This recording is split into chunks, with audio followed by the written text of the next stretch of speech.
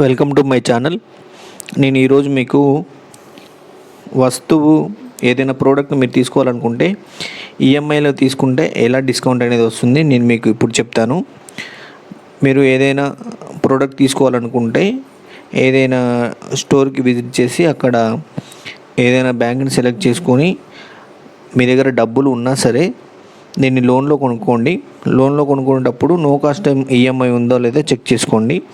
No cost ఈఎంఐలో ఆ product అనేది purchase చేయండి. సో నో కాస్ట్ ఈఎంఐలో పర్చేజ్ చేయడం వల్ల మీరు ఏదైతే వాల్యూ అయితే పెట్టి కొంటున్నారో ఆ వాల్యూకి అమౌంట్ అనేది కట్టాల్సి ఉంటుంది. ఇంట్రెస్ట్ అనేది పడదు. కానీ బ్యాంకులు ఏం చేస్తాయంటే మీకు ఏదైతే ఇంట్రెస్ట్ పడుతుందో ఆ అమౌంట్ని ముందుగానే మీ లోన్ అకౌంట్లో మైనస్ చేసి మీకు లోన్ అనేది ప్రొవైడ్ చేస్తుంది. ఫర్ ఎగ్జాంపుల్ మీరు ఏదైనా 30,000 రూపాయలది వస్తువు తీసుకున్నారనుకోండి. సో దానికి ఇంట్రెస్ట్ ఒక 3,000 అవుతుంది అనుకోండి. సో మీకు ఆ 3,000 అనేది ముందే డిస్కౌంట్ ఇచ్చి 27,000కి లోన్ చేస్తారు. సో మీరు కట్టేటప్పుడు ఇంట్రెస్ట్ కలిపి కట్టాల్సి ఉంటుంది.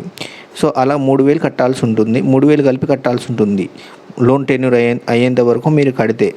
ఒకవేళ మీ దగ్గర డబ్బులు ఉంటే లోన్ తీసుకున్న తర్వాత ఇమీడియట్గా దాన్ని ఫోర్క్లోజ్ అనేది చేయండి. ఫోర్క్లోజ్ చేయడం వల్ల మీకు ఏదైతే డిస్కౌంట్ వచ్చిందో 3,000 మీరు కట్టాల్సిన అవసరం ఉండదు. ఎంతైతే అవుట్ స్టాండింగ్ మీకు లోన్ అకౌంట్లో చూపిస్తుందో ఆ అకౌంట్లో ఎంతైతే చూపిస్తుందో అంత కడితే సరిపోతుంది. సో ఈ విధంగా మీరు డబ్బులు అయితే సేవ్ చేసుకోవచ్చు. కొంచెం డిస్కౌంట్ అనేది అయితే పొందవచ్చు. నో కాస్ట్ ఈఎంఐలో ఇది మీకు ప్రాఫిట్గా ఉంటుంది. ఈ వీడియో మీకు నచ్చినట్టయితే ఇన్ఫర్మేటివ్గా అనిపిస్తే నా ఛానల్ని సబ్స్క్రైబ్ చేయండి. ఈ వీడియోని షేర్ చేయండి. నన్ను సపోర్ట్ చేయండి.